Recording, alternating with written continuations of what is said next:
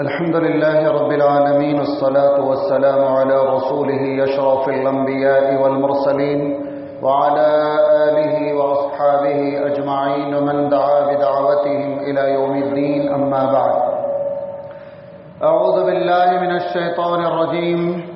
بسم الله الرحمن الرحيم. وما أرسلناك إلا رحمة للعالمين. وقال فبما رحمة من الله لنت لهم ولو كنت فظا غليظ القلب لانفضوا من حولك. صدق الله العظيم.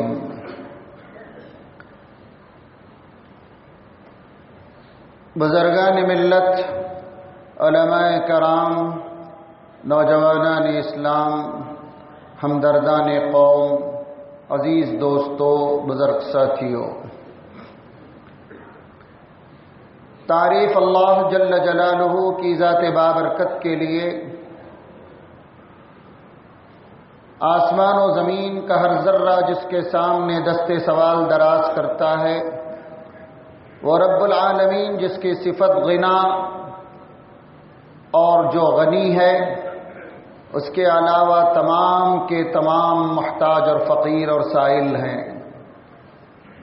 درود و سلام اس کے بھیجے ہوئے آخری رسول محمد الرسول اللہ صلی اللہ علیہ وسلم پر،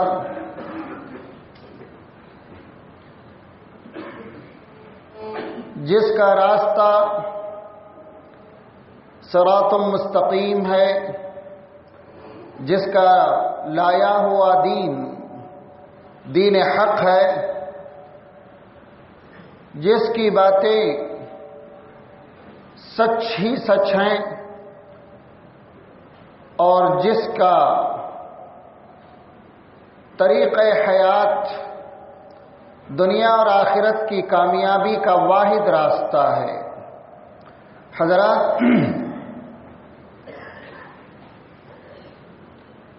آسمان و زمین کا مالک اپنے اس آخری رسول کہ بھیجنے کی بات کرتے ہوئے اس بات کا ذکر کرتا ہے کہ اے نبی، ہم نے آپ کو دونوں جہاں کے لیے سراپا رحمت بنا کر بھیجا ہے. اے نبی، ہم نے آپ کے دل کو اپنی رحمت سے بہت ہی نرم بنا دیا. اگر آپ سخت دل والے ہوتے تو لوگ آپ کی طرف سے چھٹ جاتے. پھر فرمایا، اے نبی، میں نے آپ کو خوشخبری دینے والا اور ڈرانے والا بنا کر تمام انسانوں کی طرف بھیجا ہے. پھر فرمایا، اے نبی، میں نے تمہیں گواہی دینے والا، خوشخبری دینے والا، ڈرانے والا، روشن چراغ بنا کر بھیجا ہے. اللہ جل جلالہ نے اس نبی کے تعلق سے قرآن میں جا بجا ارشاد فرمایا. سرور کائنات صلی اللہ علیہ وسلم کی اتباع اور اطاعت کو اطاعت الہی قرار دیا گیا. قرآن نے کہا، جس نے میرے رسول کے طریقے کو اپنایا یا جس نے میرے رسول کی اطاعت کی، اس نے اللہ کی اطاعت کی. پھر فرمایا، اگر تمہیں اللہ کی محبت مطلوب ہے، اس کے حصول اور اس کے حاصل کرنے کا ایک ہی راستہ ہے کہ تم میرے نبی محمد صلی اللہ علیہ وسلم کے طریقے پر چلو. میری محبت، اللہ کہتا ہے، تمہیں مل جائے گی. آج ہم ان مجلسوں کے توسط سے اس نبی کا ذکر کر رہے ہیں جسے رب نے کبھی محبت سے طٰہٰ کہا، کبھی یاسین کہا. عشق میں ڈوبے ہوئے اقبال نے کہا یاسین بھی وہی، طٰہٰ بھی وہی، اول بھی وہی، آخر بھی وہی۔ دیکھنے والی نظروں نے دیکھا، کہہ اٹھی احسن منک لم تر قط عینی، اجمل منک لم تلد النساء، خلقت مبرأ من كل داء كأنك قد خلقت كما تشاء۔ اے نبی، میری آنکھ نے آپ سے زیادہ کسی حسین کو نہیں دیکھا، اور میں کہتا ہوں کہ زمین پر کسی ماں نے آپ سے خوبصورت بچے کو جنم نہیں دیا۔ اے نبی، آپ ہر قسم کے عیب سے پاک کر کے پیدا کیے گئے ہیں، اور ہمیں ایسا لگتا ہے کہ پیدا کرنے والے رب نے آپ کی مرضی کے مطابق آپ کو پیدا کیا ہے۔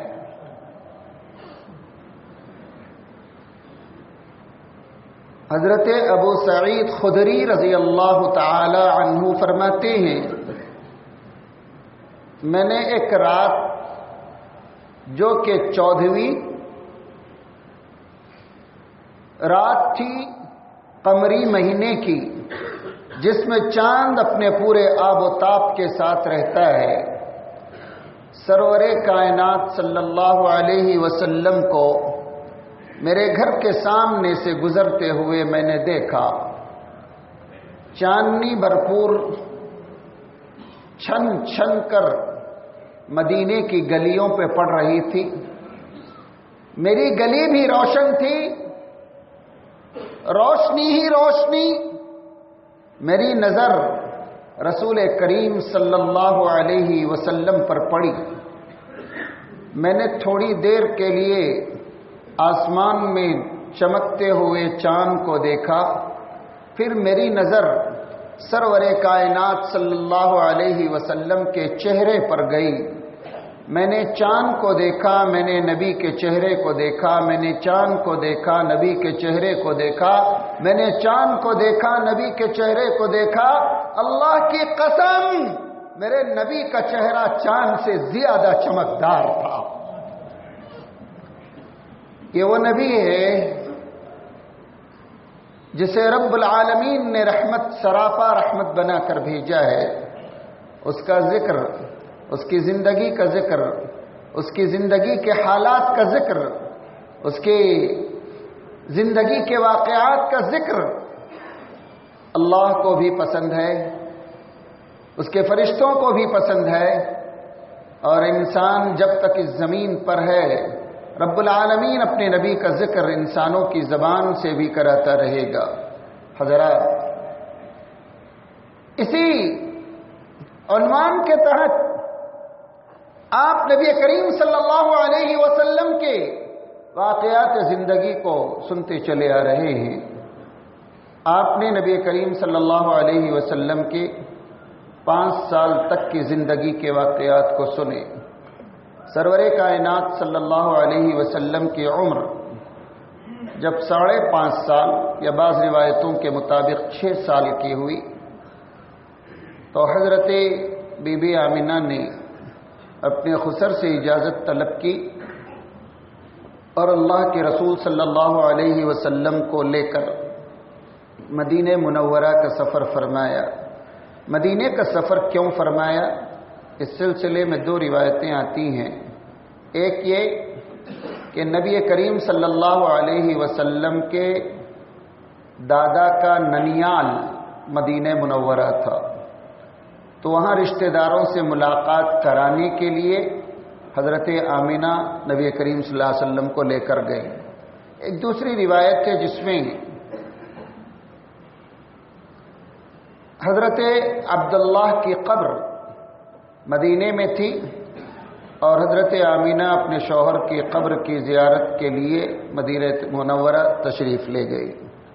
ان دونوں روایتوں میں پہلی روایت کو اگر تسلیم کیا جائے کہ دادا کے ننیال کے رشتہ داروں سے ملاقات کے لیے حضرت آمینہ نے اتنا لمبا سفر کیا ہوگا، تھوڑا قیاس سے دور لگتا ہے۔ البتہ دوسری بات قریب لگتی ہے کہ شوہر کا انتقال اور تدفین وہیں پر ہوئی تھی اور وہ اس غرض سے وہاں پر گئی ہوں۔ نبی کریم صلی اللہ علیہ وسلم کو لے کر حضرت آمینہ مدینہ منورہ پہنچی، اور اس سفر میں آپ کے ساتھ آپ کی دایا یا آپ کے والد کی طرف سے ملی ہوئی وراثت جو اللہ کے رسول کے حصے میں آئی تھی، جن کا نام برکہ تھا، ام ایمن جن کی کنیت تھی، وہ اللہ کے رسول صلی اللہ علیہ وسلم کے ساتھ اس سفر میں رہی۔ مدینہ منورہ میں نبی کریم صلی اللہ علیہ وسلم نے کتنے دن قیام فرمایا؟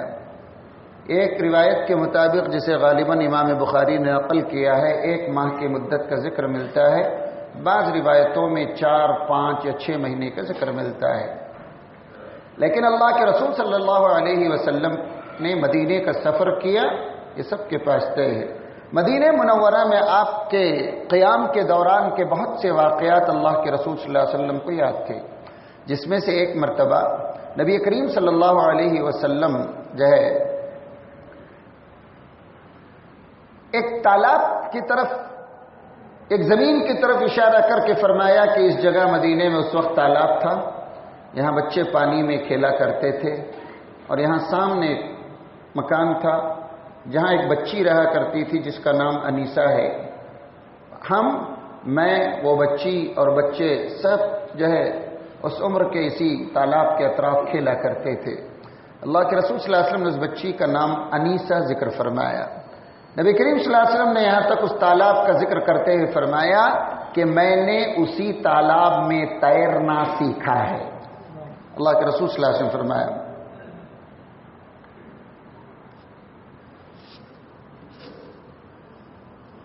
نبی کریم صلی اللہ علیہ وسلم قبیلے بنو عدی کے کچھ منازل پر سے گزرے مدینہ منورہ میں، صحابہ کرام ساتھ تھے۔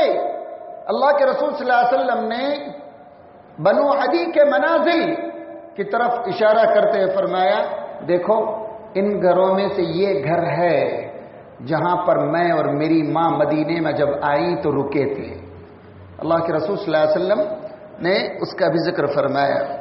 نبی کریم صلی اللہ علیہ وسلم جب مدینے میں قیام کے بعد واپسی کا اپنی والدہ کے ساتھ ارادہ فرمایا، یا والدہ نے آپ کو لے کر مکہ مکرمہ واپسی کا سفر شروع فرمایا، تو جحفہ ایک مشہور جگہ ہے۔ جحفہ سے 23 میل کے فاصلے پر ایک جگہ ہے جس کو ابوا کہا جاتا ہے۔ نبی کریم صلی اللہ علیہ وسلم اپنی ماں کے ساتھ مکہ مکرمہ کی واپسی کے لیے سفر پر رواں دواں تھے۔ ابوا نامی مقام پر پہنچے۔ ابوا جحفہ سے 23 میل کے فاصلے پر ہے، ایک چھوٹا سا دیہات ہے، آج بھی اسی نام سے یاد کیا جاتا ہے۔ اور اگر آپ مکہ مکرمہ سے مدینے کا سفر کریں گے تو راستے میں اگر آپ بورڈ پڑھتے جائیں تو اس جگہ پر جحفہ کے بعد ابوا کی طرف بھی ایک نشاندہی کی جاتی ہے، یہ ابوا ہے، یہاں سے اتنے میل کے فاصلے پر ہے۔ نبی کریم صلی اللہ علیہ وسلم تھے، ام ایمن تھی، نبی کریم صلی اللہ علیہ وسلم کی والدہ تھی۔ نبی کریم صلی اللہ علیہ وسلم نے اچانک دیکھا کہ ان کی ماں بی بی آمینہ کی طبیعت بگڑ گئی ہے۔ ابوا میں چھوٹا سا قافلہ رکا ہوا تھا، اور ماں کو ایسا لگا کہ شاید یہ سفر میری زندگی کا سفر ختم کر دے گا۔ حضرت آمینہ نے ایک حسرت بھری نظر اپنے بچے پر ڈالی، وہ معصوم چہرہ، چمکتی ہوئی آنکھیں، ایک ایسی خوبصورت حسن کا نظارہ، اور وہ اگر ماں کی آنکھ اگر دیکھے تو اس میں اور کیا رہے گا۔ اس کے ساتھ خوشی اور مسرت کے الفاظ کہاں سے لائیں، لیکن حضرت آمینہ کے آنکھ سے آنسو جاری تھے. بگڑتی ہوئی طبیعت، سینے میں اکھڑتی ہوئی سانسیں اور جسم پر طاری ہونے والی کیفیات بتا رہی تھیں کہ شاید اب وہ مکے تک سلامتی سے نہ پہنچ پائے. بیٹے کو قریب بلایا. بیٹے نے ماں کی گرتی ہوئی حالت کو دیکھا، نیچے بیٹھ گئے. اللہ کے رسول 5.5 یا 6 سال کی عمر کا بچہ، اس نے اپنی گود بنا لی اور ماں کے سر کو اپنی گود میں رکھ لیا. ام ایمن قریب تھی. حضرت بی بی آمینہ اپنے جگر گوشے کو دیکھ رہی تھی، سوچ رہی تھی میں تیری خوش نصیبی کا اظہار کروں یا اپنی بد نصیبی کا، کہ لگتا ہے کہ شاید تیری زندگی میں اور آگے میں تیرا ساتھ نہ دوں. میں نے تو تجھے جنم دے کر اپنے آپ کو دنیا کی سب سے خوش نصیب ماں سمجھتی ہوں، لیکن ایک تیری قسمت کتنی عجیب ہے. آنکھ کھول کر دنیا دیکھنے سے پہلے تو نے اپنے باپ کے چہرے کو تک نہیں دیکھا، اور جب تو اپنی ماں کا سہارا بننے کی طرف رواں دواں ہے، جس کا سہارا اور جس کی آرزو میں ہر ماں جیتی ہے، آج وہ ماں پھر تجھے اکیلا شاید چھوڑ کر چلی جائے. عجیب فضا، عجیب موسم، عجیب حال. ایک چھوٹا سا قافلہ، قدرت ان سارے منظر کو دیکھ رہی ہے. اگر اس زمین پر پتھر تھے تو اس حادثے پر شاید ان کے سینے چٹک جائیں تو کم ہے. سرور کائنات صلی اللہ علیہ وسلم کی گود میں ماں کا سر ہے. 6 سال کی عمر ہے. ماں نے حسرت سے بیٹے کو دیکھا، بیٹے نے ماں کو حسرت سے دیکھا. ام ایمن قریب بیٹھی ہوئی ہیں. ماں نے ایک لمبی سانس لی اور ننھے محمد کے گود میں دم توڑ دیا. گردن کا ڈھلکنا تھا. معصوم کی آنکھوں سے آنسوؤں کی جھڑی لگ گئی. ام ایمن پتھر بن کر کھڑی ہو گئی. یہ کیا ہوا؟ ہوتا وہی ہے جو رب چاہتا ہے. باپ کی صورت نہیں دیکھی میرے نبی نے، اور اس معصوم کی کیفیت کیا ہوگی. بچے تو بچپن کے کسی واقعے کو بھول تک نہیں سکتے. ان کے ذہن پر پتھر کی لکیر کی طرح یہ واقعات ثبت ہو جاتے ہیں. اور وہ بچہ جس نے اپنی ماں کو اپنی ہی گود میں دم توڑتے دیکھا ہو، اس کے دماغ پر، دل پر کیا اثر ہوا ہوگا. معصوم محمد نے اور ام ایمن نے مل کر قبر کھودی. اہل قافلہ نے ساتھ دیا ہوگا.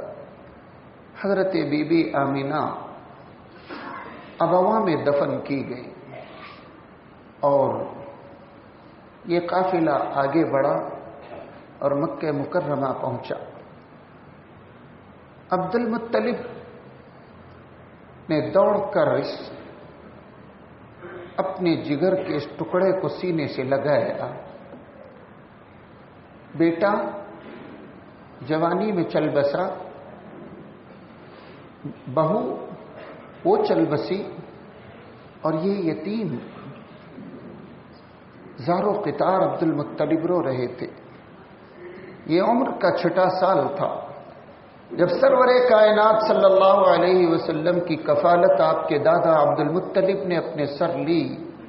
عبد المطلب کفیل بنے. جب اللہ کے رسول صلی اللہ علیہ وسلم کی عمر 8 سال کی ہوئی تو آپ کے دادا عبد المطلب کا بھی انتقال ہو گیا. سہارے ایک ایک کر کے چھوٹتے جا رہے ہیں. عبد المطلب نے اپنی وفات سے پہلے اپنے بیٹے ابو طالب کو بلایا اور ابو طالب سے کہا کہ ابو طالب، میں تمہارے بھائی عبداللہ کی امانت کو تمہارے حوالے کرتا ہوں. ابو طالب کفیل بنے. عبد المطلب نے اپنے 9 بیٹوں میں سے ابو طالب کا ہی انتخاب کیوں کیا؟ ایک سوال ہے. حضرت حمزہ تھے، حضرت عباس تھے، حضرت زبیر تھے، یہ سب کے سب حضرت عبد المطلب کے بیٹے تھے. حمزہ ابن عبد المطلب، عباس بن عبد المطلب، زبیر ابن عبد المطلب، ابو طالب بن عبد المطلب. لیکن عبد المطلب نے ابو طالب کو بلا کر اللہ کے رسول صلی اللہ علیہ وسلم کی کفالت کی ذمہ داری ان کے حوالے فرمائی. اس کی وجہ مورخین لکھتے ہیں اور سیر نگار کہ رشتے میں حضرت عبد المطلب کی کئی بیویاں تھیں اور کئی بیویوں سے کئی بچے تھے. مختلف بیویوں سے مختلف بچے تھے جو کہ جن کی کل تعداد 10 تھی. لیکن ابو طالب اور اللہ کے رسول کے والد ایک بیوی سے تھے، ایک بیوی سے تھے. گویا کہ حضرت عبداللہ اور ابو طالب یہ دونوں ایک ماں سے، دونوں کی ماں ایک تھی. ظاہر ہے کہ عبد المطلب ایک عمر رسیدہ اور تجربے کار شخص تھے. انہوں نے اللہ کے رسول صلی اللہ علیہ وسلم کی کفالت کی ذمہ داری حضرت ابو طالب کو دی. حضرت ابو طالب کفیل بنے. سرور کائنات صلی اللہ علیہ وسلم کی عمر جب 11 سال 10 مہینے اور 2 دن کی ہوئی تو ابو طالب خاندان قریش کے تھے اور قریش کا پیشہ تجارت تھی. تجارت کی غرض سے شام کی طرف سفر کا ارادہ فرمایا. اللہ کے رسول صلی اللہ علیہ وسلم کو اپنے چچا ابو طالب سے بڑی محبت تھی، بہت محبت کرتے تھے اور ابو طالب بھی اپنے بھتیجے کو بہت محبت کرتے تھے. ابن ہشام نے یہاں تک لکھا ہے کہ اپنے بچوں سے زیادہ اللہ کے رسول کو اپنے قریب رکھا کرتے تھے ابو طالب. اور ابو طالب جب سفر کے لیے نکلے تجارت کی غرض سے، جب گھر چھوڑ کر باہر نکلے، 12 سال کی عمر تھی نبی کریم صلی اللہ علیہ وسلم کی، دوڑ کر گئے اور اپنے چچا سے لپٹ گئے اور زار و قطار رونے لگے.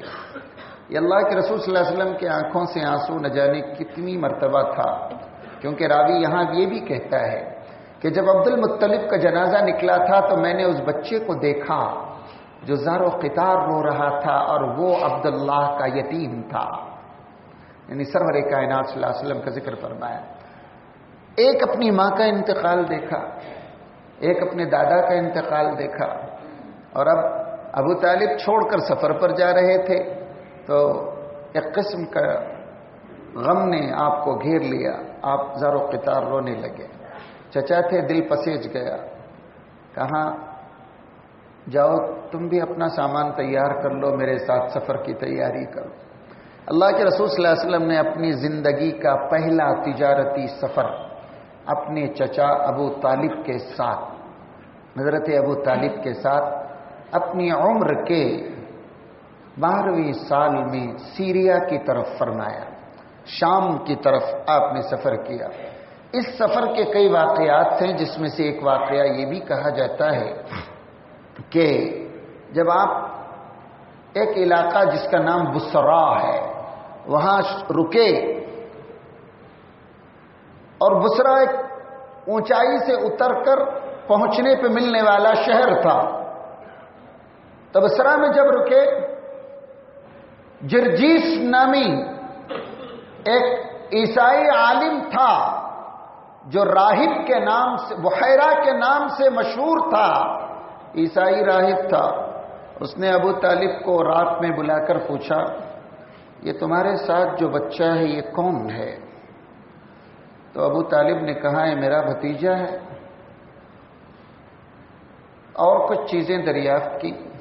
تو ابو طالب کو تشویش بڑی، کیونکہ وہ ایک عالم تھا، توریت اور انجیل کا ماہر تھا اور علاقے کا مشہور راہب تھا. تو ابو طالب نے پوچھا کہ یہ سب تم کیوں پوچھ رہے ہو؟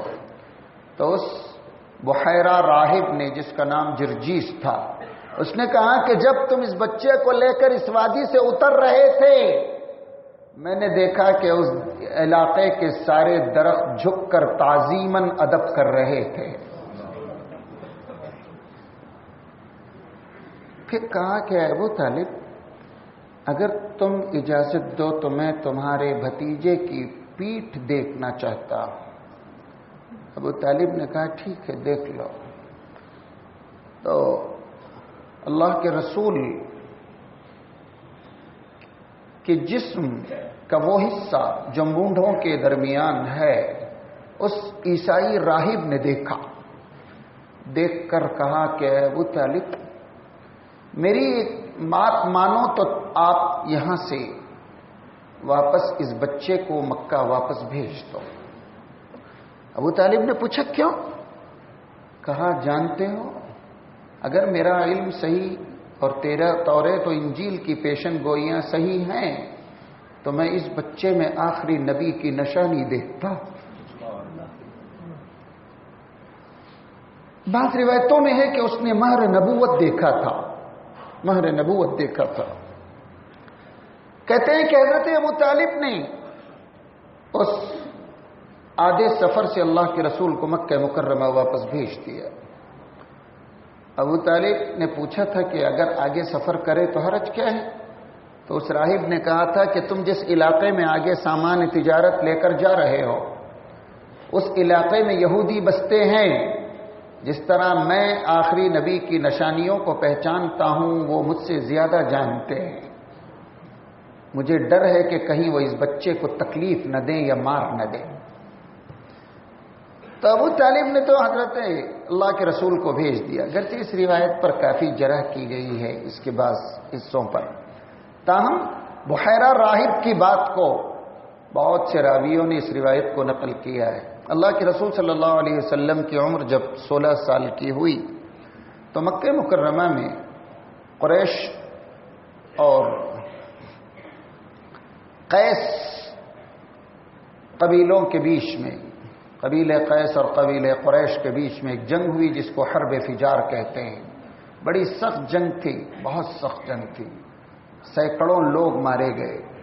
پھر اس جنگ میں چونکہ قریش حق پر تھے، اللہ کے رسول صلی اللہ علیہ وسلم بھی اس جنگ میں شریک رہے اور قریش کی طرف سے شریک رہے. لیکن راوی کہتے ہیں صاف لکھا ہے روایتوں میں کہ اللہ کے رسول نے کسی پر تلوار نہیں اٹھائی، کوئی آپ کے ہاتھ سے زخمی نہیں ہوا، خاندان کی وجہ سے آپ اس میں شریک رہے. اس جنگ کے فوراً بعد عبداللہ بن جدعان کے گھر میں لوگ بیٹھے، آل ہاشم، قبیلہ بنو زہرہ، بنو تیب، انہوں نے بیٹھ کر فیصلہ کیا کہ اس جنگ کو کے بعد صلح تو ہو گئی ہے لیکن اب ایک فیصلہ ہم یہ کریں کہ مکے میں کسی پر ظلم ہونے نہ دیں اور کسی ظالم کو مکے میں رہنے نہ دیں. اور اس فیصلے کو حلف الفضول کہتے ہیں. ایک ایسی ویلفیئر سوسائٹی بنائی گئی جس کا مقصد اچھائیوں پر مبنی تھا. اللہ کے رسول اس سوسائٹی کے ممبر تھے. نبی کریم صلی اللہ علیہ وسلم اپنی نبوت کے زمانے میں فرماتے ہیں اگر کوئی مجھے 2 سرخ اونٹ بھی دیتا تو میں اس نیک کام سے کبھی پیچھے نہ ہٹتا. نبی کریم صلی اللہ علیہ وسلم نے، سرور کائنات صلی اللہ علیہ وسلم کا خاندانی پیشہ تجارت تھے. اللہ کے رسول بھی تجارت فرماتے تھے. نبی کریم صلی اللہ علیہ وسلم کی تجارت ایمانداری، ایفاء عہد، وعدے کو پورا کرنا، اس کی شہرت آہستہ آہستہ آہستہ مکے والوں کے کانوں میں پہنچ رہی تھی. نبی کریم صلی اللہ علیہ وسلم کی عمر جب 21 سال کی ہوئی، سرور کائنات صلی اللہ علیہ وسلم مختلف لوگوں کا مال لے کر بحیثیت ورکنگ پارٹنر تجارت کیا کرتے تھے. حضور پاک صلی اللہ علیہ وسلم نے اپنی زندگی میں نبوت سے پہلے جن علاقوں میں تجارت فرمائی وہ علاقہ سیریا ہے، اور ایک مشہور جو ہے بحرین ایک علاقہ ہے جہاں آپ نے تجارت فرمائی۔ اس کے علاوہ کئی علاقوں کے اندر آپ نے جو ہے سامان تجارت کے ساتھ سفر کرنے کا ارادہ بھی کیا اور سفر بھی کیا، اور روایتوں میں اس کا ذکر بھی ملتا ہے۔ وفد عبد القیس مدینہ منورہ میں فتح مکہ کے بعد جب بیعت کے لیے آیا تو اللہ کے رسول صلی اللہ علیہ وسلم نے وفد عبد القیس سے بحرین کے ایک گاؤں کی ایک ایک چیز کا ذکر فرمایا۔ تو عبد القیس نے پوچھا کہ یا رسول اللہ، آپ تو ہماری بستی کو ہم سے زیادہ جانتے ہیں۔ تو اللہ کے رسول نے فرمایا، ارے میں نے بہت سیر کی ہے تمہارے علاقے کی، میں نے بہت سیر کی ہے تمہارے علاقے کی۔ ایک ایک علاقے کا ذکر فرمایا۔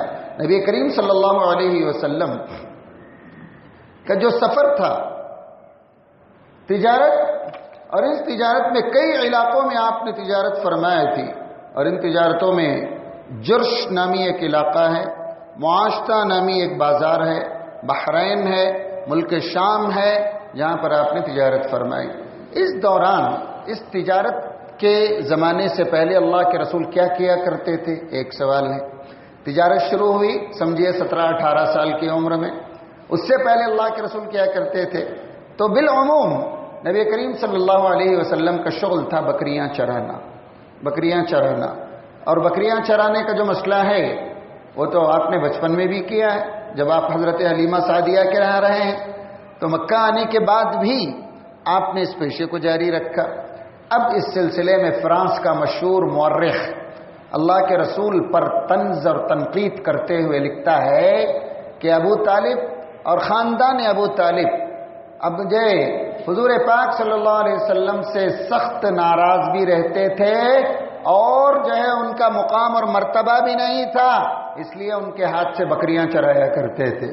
بکریاں چرانا کوئی کم پیشے کی علامت نہیں۔ قرآن کہتا ہے وَلَكُمْ فِيهَا جَمَالٌ حِينَ تُرِيحُونَ وَحِينَ تَسْرَحُونَ۔ بکریاں چرانا جو ہے اللہ کے نزدیک ایک بہتر بات ہے۔ اور پھر بکری جانوروں میں وہ جانور ہے جس پر آپ زبردستی نہیں کر سکتے ہیں، زور سے مار نہیں سکتے ہیں، اور اگر زور دکھائیں تو وہ ٹوٹ جائے گی۔ بالکل نازک سا جانور ہے۔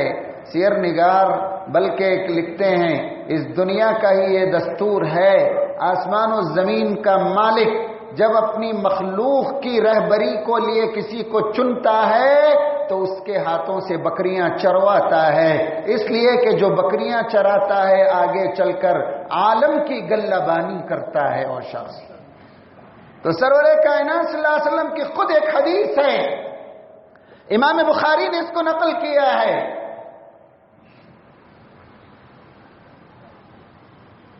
میں مکے میں لوگوں کی بکریاں چرایا کرتا تھا۔ لوگوں کی بکریاں چرانا اور قرارید پر چرایا کرتا تھا۔ یہ قرارید کیا ہے؟ اس سلسلے میں دو روایتیں ہیں۔ پہلی روایت یہ ہے کہ قرارید قیراط کی جمع ہے، یعنی میں اجرت پر، مزدوری پر لوگوں کی بکریاں چرایا کرتا تھا۔ لیکن اس روایت سے زیادہ صحیح وہ روایت ہے جسے طبقات ابن سعد میں نقل کیا گیا ہے۔ فرماتے ہیں کہ قرارید اجیاد پہاڑ کا ایک حصہ ہے، جبل اجیاد۔ اجیاد ایک علاقہ ہے کعبۃ اللہ کے قریب، آپ دیکھے ہوں گے۔ ابھی تو ساری چیزیں بدل گئی ہیں، ہاسپٹل اجیاد ہے، شارع اجیاد ہے، اور اب جو حرم کا جو صحن ہے وہاں سے ایک فرسٹ فلور کے لیے ایک سیڑھی جاتی ہے، وہ علاقہ دراصل اجیاد کی پہاڑی کا علاقہ کہلاتا ہے، اور جبل ابو القیس سے لگا ہوا علاقہ ہے جبل اجیاد۔ تو کہتے ہیں کہ قرارید اس کا ایک حصہ ہے، اور نبی کریم صلی اللہ علیہ وسلم کا یہ قول کہ میں قرارید پر لوگوں کی بکریاں چرایا کرتا تھا، یہ روایت اس لیے زیادہ صحیح ہے کہ خود اہل مکہ کی زبانی روایت جبل اجیاد کے بارے میں مشہور ہے کہ یہ وہی پہاڑ ہے جس پر نبی کریم صلی اللہ علیہ وسلم بکریاں چرایا کرتے تھے۔ اور پھر یہی سے وہ واقعہ بھی ہے کہ نبی کریم صلی اللہ علیہ وسلم نے ایک دن اپنے ساتھی سے کہا کہ بھائی فلاں جگہ شادی ہے اور وہاں پر جو ہے شادی کے اندر کچھ واقعات ہوتے ہیں، میں بھی اس شادی کے جلسے میں شریک ہونا چاہتا ہوں، تم تھوڑی میری بکریاں دیکھ لو۔ تو اس نے جو ہے اپنے بات مان لی، اللہ کے رسول نے اپنی بکریاں اس کے حوالے کی اور شادی میں شریک ہونے کے لیے گئے۔ لیکن اللہ تعالیٰ کو کوئی اور کام لینا تھا، راستے میں تھوڑی سی نیند آئی اور جو سوئے تو ایسا قدرت نے سلایا کہ شادی ختم ہونے کے بعد دوسرے دن صبح میں آنکھ کھلی، صبح میں آنکھ کھلی۔ تو نبی کریم صلی اللہ علیہ وسلم کو فرماتے ہیں تو جبل اجیات وہ پہاڑی ہے جہاں نبی کریم صلی اللہ علیہ وسلم نے بکریاں چرائی ہیں۔ نبی کریم صلی اللہ علیہ وسلم کی عمر جب 20-21 میں جب آپ نے تجارت شروع فرمائی، اور اس تجارت کے اندر جو بھی آپ کا طریقہ تجارت رہا ہے وہ مکے والوں میں آہستہ آہستہ پہنچتا گیا۔ مختلف علاقوں میں آپ نے سفر فرمایا اور لوگوں کا سامان تجارت لے جاتے۔ لوگ آپ کے اخلاق سے، آپ کے وعدہ جو ہے وفائی سے اور آپ کی امانت سے بے حد متاثر تھے۔ آہستہ آہستہ آہستہ عبداللہ کے یتیم کا نام، عبداللہ کے بیٹے کا نام اور اہل مکہ کی زبان پر محمد کا نام، ان سب سے بڑھ کر در و دیوار میں ایک لقب گونجنے لگا، کہاں ہے صادق، کہاں ہے امین، کہاں ہے صادق، کہاں ہے امین۔ کوئی مالدار یہ پوچھتا کہ میں اپنا مال جو ہے تجارت کے لیے کس پر بھروسہ کر کے دوں، تو ایک ہی آواز ہوتی کہ صادق کے حوالے کرو یا امین کے حوالے کرو۔ انگلیاں اٹھتی میرے نبی محمد صلی اللہ علیہ وسلم پر۔ مکے کی وادی صادق اور امین کے لقب سے مشہور ہوئی۔ صادق اور امین کے القاب آپ کو 20-21 سال کی عمر میں اہل مکہ نے دیا، اہل مکہ نے دیا۔ اور جب نبی کریم صلی اللہ علیہ وسلم کی صداقت اور ایفاء عہد اور امانت داری کے چرچے دور دور تک پہنچے تو مکے کی ایک معزز شریف النسب بااخلاق خاتون تھیں جن کو ختیجۃ الکبریٰ کہا جاتا ہے۔ انہوں نے اللہ کے رسول کو بلا بھیجا۔ اللہ کے رسول پہنچے تو حضرت ختیجہ ایک مالدار عورت تھی اور ان کے والد بہت بوڑھے تھے اور حرب فجار میں انتقال کر گئے تھے، تو ساری تجارت حضرت ختیجہ نے اپنے ذمے سنبھال رکھی تھی۔ اللہ کے رسول صلی اللہ علیہ وسلم نے فرمایا کہ میں نے آپ کے تعلق سے بہت سنا ہے، منافع کا جو پرسنٹیج میں دوسروں کو دیتی ہوں اس سے کچھ اضافہ کر کے میں آپ کو دوں گی، اگر آپ مناسب سمجھیں تو میرے کیپٹل سے تجارت کریں۔ تو اللہ کے رسول نے منظوری کا اظہار فرمایا، لیکن حضرت ختیجہ ایک کامیاب تجارت رکھتی تھی، تجربہ بھی رکھتی تھی، سامان بہت دیا۔ جب سفر تجارت شروع ہونے کی بات تھی تو اپنی طرف سے اپنے غلام میسرہ کو ساتھ کیا۔ میسرہ نامی غلام نبی کریم صلی اللہ علیہ وسلم کے ساتھ اس سفر میں شریک رہے۔ سرور کائنات صلی اللہ علیہ وسلم کا یہ سفر تجارت کا تھا، بہت عمدہ تھا، تجارت پر تجارت چلی جا رہی تھی۔ اس سفر میں بھی ایک واقعہ میسرہ اپنی زبان سے کہتے ہیں، میسرہ اپنی زبان سے کہتے ہیں، جب ہم لوگ شہر میں گئے، اپنا سامان اتارا تو ایک یہودی عالم نے مجھے بلایا، بلا کر پوچھا کہ اس درخت کے نیچے جو شخص سو رہا ہے یہ کون ہے؟ تو میسرہ کہتے ہیں میں نے کہا کہ خاندان قریش کا ایک نوجوان ہے، بہت شریف النسب ہے، بہت صادق اور امین کے لقب سے اس کو یاد کیا جاتا ہے۔ تو وہ سر جھکا کر کچھ سوچنے لگا۔ میسرہ کہتا ہے کہ میں نے پوچھا کہ یہ جواب یہ سوال مجھ سے آپ نے کیوں کیا؟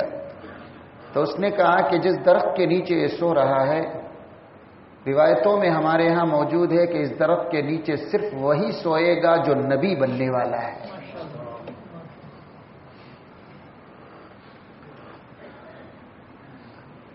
جب اس سفر سے واپسی ہوئی، حضرت خدیجہ الکبریٰ نے دیکھا کہ دوسروں کے مقابلے میں منافع میں اضافہ ہے اور کم وقت کے اندر ہے اور کافی تجارت کو انہوں نے پھیلایا ہے۔ حضرت خدیجہ الکبریٰ نے اللہ کے رسول صلی اللہ علیہ وسلم کو جو بھی حصہ طے تھا وہ عطا فرمایا، اور اس تقسیم کے بعد اپنے غلام میسرہ کو بلا کر پوچھا، اس سفر کی رودات سناؤ۔ تو میسرہ نے کچھ باتیں اپنی مالکن سے کہی، کہا کہ مالکن، میں نے آپ کا مال لے کر کئی لوگوں کے ساتھ تجارت کی ہے، اس سفر میں ان کے ساتھ میں شریک رہا ہوں، لیکن یہ عجیب تاجر ہے، دنیا کا ہر تاجر مال کے عیب کو چھپا کر کاروبار کرتا ہے اور یہ مال کے عیب کو بتا کر کاروبار کرتے ہیں۔ میں نے تاجروں کو دیکھا کہ وہ وعدہ خلافی ہمیشہ کرتے ہیں، اور میں نے اس تاجر کو دیکھا کہ وہ ہمیشہ وعدہ وفائی کرتے ہیں۔ میں نے تاجروں کو دیکھا کہ وہ امانتوں میں خیانت کو ایک معمولی رواج سمجھتے ہیں، اور میں نے اس تاجر کو دیکھا کہ یہ امانت کا زندگی میں ہر اعتبار سے لحاظ رکھتے ہیں۔ تو کہا اچھا ایسی بات ہے؟ تعجب سے سنا حضرت خدیجہ نے۔ پھر اس کے بعد میسرہ نے کہا کہ اے مالکن، دو واقعے ہیں جو اس سے بھی تعجب خیز ہیں۔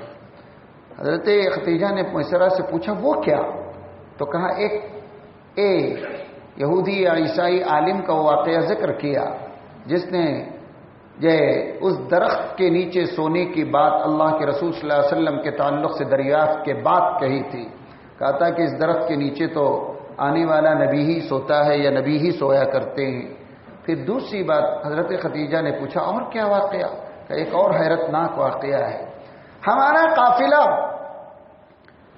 دھوپ چڑھے سفر میں رہتا، ریگستان کی ریت چمکنے لگ جاتی، چٹانوں سے بھاپ نکلنے لگ جاتی، انسانوں کے جسم پسینے سے شرابور ہو جاتے، حلق سوکھ جاتے، جانور تھک جاتے، دھوپ کی تیزی ایسا لگتی کہ زمین کو اس نے تنور بنا دیا ہو۔ لیکن اس تپتی ہوئی گرمی میں، صحرا کی شدت میں، سخت تیز و ترار قسم کی تپش والی ہواؤں کے بیچ جب ہم اپنے اس پر سفر میں رہتے، میں نے عجیب بات دیکھی۔ حضرت خدیجہ کی تشویش بڑی، پوچھا کیا دیکھا؟ کہا کہ ہمارا قافلہ چل رہا ہے، لوگ لو سے بچنے کے لیے چہروں کو ڈھانپے ہوئے ہیں، جانور ہانپ رہے ہیں، حلق سوکھ رہے ہیں، ریت اڑ رہی ہے، ایسا لگتا ہے کہ سورج آسمان پر نہیں زمین پر اتر آیا ہے، پہاڑ کی چٹانوں سے گرمی کے فوارے پھوٹ پھوٹ کر ہواؤں کی شکل میں نکلتے ہیں۔ میں نے ان حالات میں دیکھا میری مالکن کہ اچانک آسمان سے بادل کے دو ٹکڑے آتے ہیں اور صرف محمد پر سایہ کر کے چلتے ہیں، اور صرف محمد پر سایہ کر کے چلتے ہیں۔ اللہ اکبر، اللہ اکبر۔ نبی کریم صلی اللہ علیہ وسلم حضرت خدیجہ الکبریٰ رضی اللہ تعالی عنہا کے مال سے تجارت فرماتے رہے۔ جب آپ کی عمر 25 سال کی ہوئی تو حضرت خدیجہ الکبریٰ نے اپنی ایک سہیلی کے توسط سے نبی کریم صلی اللہ علیہ وسلم کے پاس اپنے نکاح کا پیغام بھیجا۔ نبی کریم صلی اللہ علیہ وسلم نے اپنے چچا حضرت ابو طالب اور حضرت عباس سے مشورہ فرمایا۔ حضرت ابو طالب، حضرت عباس اور حضرت حمزہ یہ تینوں پہنچے۔ ایک مختصر سی مجلس میں حضرت خدیجہ الکبریٰ رضی اللہ تعالی عنہا کا نکاح نبی کریم صلی اللہ علیہ وسلم کے ساتھ ہوا، اور اس نکاح کے اندر حضرت ابو طالب نے نکاح پڑھایا۔ 500 سونے کے سکے مہر مقرر کیا گیا، سونے کے سکے مہر مقرر کیا گیا۔ بعض روایتوں میں 200 کا بھی ذکر ہے، لیکن صحیح روایات 500 طلائی درہم کا ذکر کرتے ہیں، مہر مقرر کیا گیا۔ حضرت خدیجہ الکبریٰ کی عمر اس وقت 40 سال کی تھی، نبی کریم صلی اللہ علیہ وسلم کی عمر 25 سال کی تھی۔ نبی کریم صلی اللہ علیہ وسلم سے نکاح کے بعد حضرت خطیۃ الکبریٰ کے مال کی تجارت میں اور اضافہ ہوا. نبی کریم صلی اللہ علیہ وسلم کی عمر جب 30 سال کی ہوئی تو مکہ مکرمہ کے اندر 4 یا 5 توحید پرست ملے جنہوں نے شرک اور بت پرستی سے انکار کر دیا تھا. نبی کریم صلی اللہ علیہ وسلم کی اگر زندگی کو 30 سال تک دیکھیں یا شادی سے پہلے تک دیکھیں، بالعموم آدمی اپنی زندگی میں ان دوستوں کو کبھی نہیں بھلاتا جو اس کے بچپن کے ساتھی ہوا کرتے ہیں، اور بچپن کے ساتھی ہوا کرتے ہیں ان کے ساتھ ایک ایک چیز کو جو ہے آدمی یاد کرتا ہے. تو نبی کریم صلی اللہ علیہ وسلم کے بچپن سے لے کر جوانی تک کے ساتھی کون تھے؟ راوی کہتے ہیں کہ 4 آدمی تھے جو نبی کریم صلی اللہ علیہ وسلم کے بچپن کے یار تھے. ایک حضرت سیدنا ابو بکر صدیق رضی اللہ تعالی عنہ، حضرت ابو بکر صدیق رضی اللہ تعالی عنہ تھے. نمبر 2 حضرت حکیم بن حزام تھے جو حضرت خطیۃ الکبریٰ کے چچیرے بھائی تھے حضرت حکیم بن حزام. نمبر 3 قیس بن صائب مخزومی جو نبی کریم صلی اللہ علیہ وسلم کے شریک تجارت تھے. اور ایک چوتھے تھے حضرت زماد بن ثعلبہ. حضرت زماد بن ثعلبہ یہ نبی کریم صلی اللہ علیہ وسلم کے بچپن کے ساتھی تھے. 4 یار تھے نبی کریم صلی اللہ علیہ وسلم کے. ان میں سے حضرت ابو بکر اور حضرت قیس بن صائب مخزومی، حضرت زماد بن ثعلبہ، ان تینوں نے نبی کریم صلی اللہ علیہ وسلم پر مکہ مکرمہ میں اسلام میں شمولیت اختیار فرمائے، ایمان لے آئے. حضرت حکیم بن حزام اکیلے تھے جو بہت دیر سے آئے لیکن اسلام لے آئے. حکیم بن حزام نے اپنے حالت کفر کے زمانے میں مکہ کعبۃ اللہ کے اندر کی کچھ چیزیں نیلام ہوئی، جن میں سے ایک بڑی خوبصورت چادر تھی، بہت خوبصورت چادر تھی. حکیم بن حزام اللہ کے رسول سے بے پناہ محبت کرتے تھے. اس چادر کو جو حرم کے اندر تھی خرید کر نبی کریم صلی اللہ علیہ وسلم کی خدمت میں تحفے کے طور پر پیش فرمایا. نبی کریم صلی اللہ علیہ وسلم نے حکیم بن حزام کے ہاتھوں سے تحفہ اپنے ہاتھ میں لے کر کہا کہ اے حکیم. انہوں نے پوچھا بتاؤ دوستی تھی؟ فرمائیے کیا حکم ہے؟ حکیم بن حزام بہت دل میں خوش تھے کہ اتنا بڑا تحفہ میں نے نبی کی خدمت میں دیا ہے. اللہ کے رسول صلی اللہ علیہ وسلم نے فرمایا کہ اے حکیم، میں مشرکین کا تحفہ قبول نہیں کرتا. حضرت حکیم بن حزام کو ایک دم دھکا لگا. حکیم بن حزام کا چہرہ لٹک گیا. اللہ کے رسول تھے. ایک تو یہ حکیم بچپن کے ساتھی، کس کا دل میرے نبی نے توڑا ہے؟ ناممکن ہے کہ کوئی بات ہو، لیکن نفس شناس تھے اللہ کے رسول. شاید اس جملوں سے حضرت حکیم کو ایمان کی طرف لانا مقصود تھا. فوراً کہا کہ اے حکیم، ہاں تمہارا تحفہ اس وقت قبول کر لیتا ہوں، لیکن شرط یہ ہے کہ تم اس کی قیمت مجھ سے لے لو. اللہ کے رسول نے قیمت ادا فرمائی لیکن تحفہ نہیں لوٹایا. اس کا اثر یہ ہوا کہ فتح مکہ کے وقت حکیم بن حزام نے اسلام قبول کر لیا. یہ 4 یار تھے. حضرت زماد بن ثعلبہ کہتے ہیں میں اس وقت ایمان لایا جب میں نے دیکھا کہ مکے میں کچھ نوجوان اور بچے اللہ کے رسول کے پیچھے لگے ہوئے ہیں. حضور لوگوں سے کہتے ہیں قولوا لا الہ الا اللہ تفلحوا، لا الہ الا اللہ کہو کامیاب ہو جاؤ گے. پیچھے سے ان کا چچا ابو لہب کہتا ہے یہ جھوٹا ہے، یہ مکار ہے، اس کی بات نہ سنو. بچے کنکریاں پھینکتے ہیں اور بچے شور و غل کرتے ہیں، لیکن میں نے ان کو دیکھا، لوگ مٹی اڑاتے ہیں.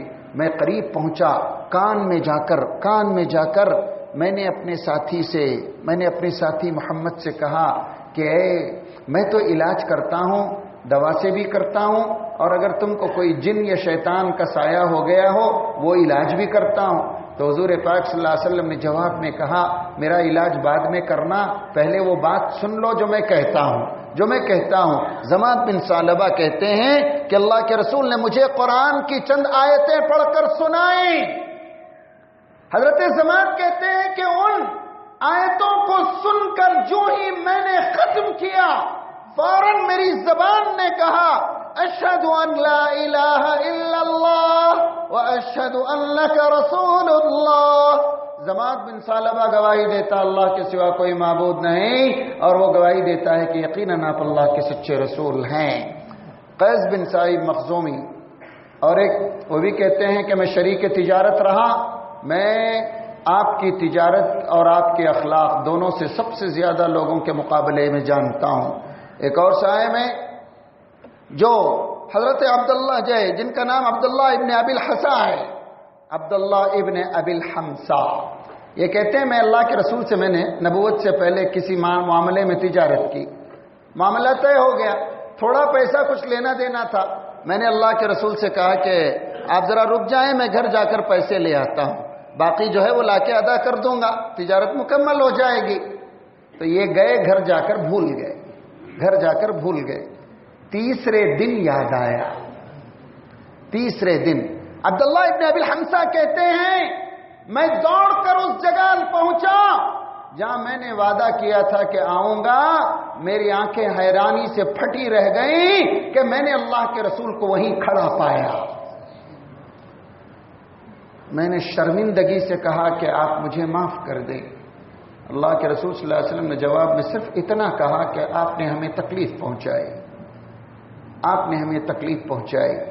3 دن وہ کہتے ہیں کہ وفا اور وعدے کو پورا کرنا میں نے اس سے بڑھ کر کسی کے اندر نہیں پایا۔ یہ زمانے نبوت سے پہلے کے واقعات ہیں، جو تجارت جس نے بھی آپ کے ساتھ فرمائی ان کا یہ معاملہ تھا۔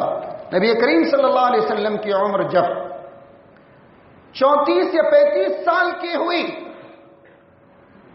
نبی کریم صلی اللہ علیہ وسلم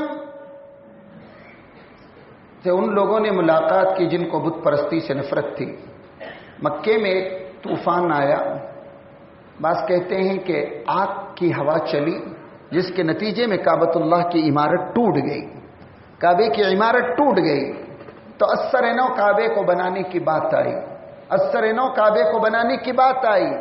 تعمیر کعبہ کا معاملہ شروع ہوا تو ابو طالب متولی تھے، کھڑے ہو کر اعلان فرمایا کہ لوگوں، اللہ کا گھر بن رہا ہے، صرف اور صرف اپنی کمائی کا حلال حصہ اس میں لگاؤ، کمائی کا حلال حصہ لگاؤ۔ یہ ابو طالب ہیں جنہوں نے یہ اعلان کیا۔ ابن ہشام میں لکھا ہے کہ اس اعلان کے بعد بڑے سے بڑے شخص نے مزدوری کی، دھوپ میں جلا، بوجھ اٹھایا، بکریاں چرائی، تکلیف برداشت کی، لیکن وہ مزدوری اس نے کعبے کی تعمیر میں لگایا، کعبے کی تعمیر میں لگایا۔ اس سے بھی بڑھ کر ایک عجیب روایت ابن ہشام نے نقل کی ہے، اور وہ روایت یہ ہے کہ مکے میں وہ عورتیں جو جسم بیچ کر اپنا پیٹ پالا کرتی تھیں، انہوں نے اپنے پیشے کو بند کر کے جنگل سے لکڑیاں کاٹی، بازار میں لا کر بیچا، اس سے جو کمائی ہوئی وہ کعبے کی تعمیر میں دیا، وہ کعبے کی تعمیر میں دیا۔ رقم گھٹ گئی، قیمت کم پڑ گئے، تو مشورہ یہ ہوا کہ ایک طرف سے کعبے کی عمارت کو چھوٹا کر دیا جائے، جو مختصر کر دیا۔ حتیم جو علاقہ ہے جس کے اندر آپ نماز پڑھتے ہیں، وہ علاقہ کعبے ہی کا حصہ ہے۔ نبی کریم صلی اللہ علیہ وسلم فرمایا جس نے حتیم کے اندر نماز پڑھی اس نے گویا کعبے کے اندر نماز پڑھی، کعبے کے اندر نماز پڑھی۔ ایک طرف سے کر دیا گیا، عمارت تیار ہو گئی، حتیم کی نشاندہی کر دی گئی۔ اب مسئلہ آیا حجر اسود، جس کو جنتی پتھر کہا جاتا ہے، اس کے رکھنے کا۔ تو ہر قبیلہ یہ چاہتا تھا کہ وہ اپنے سرداروں کے ہاتھ سے اٹھا کر کعبے کی دیوار میں اس کو لگائے، اور یہ مسئلہ اتنا بڑا کہ معاملہ بہت تکلیف دہ۔ عربوں کے ہاں ایک چیز تھی، جب وہ کوئی معاملہ سخت ہو جاتا تو خون، ایک برتن میں خون منگواتے اور اس میں اپنی انگلیاں ڈال کر کہتے کہ یہ مسئلے میں ہم اپنی جان دے دیں گے۔ لہذا کعبے میں حجر اسود کو لگانے کے مسئلے میں بعض قبیلوں نے خون کے پیالوں میں انگلیاں ڈبو کر قسم کھائی کہ ہم جان دے دیں گے لیکن اس کو ہم اپنے ہی ہاتھوں سے کعبے کے اندر لگائیں گے۔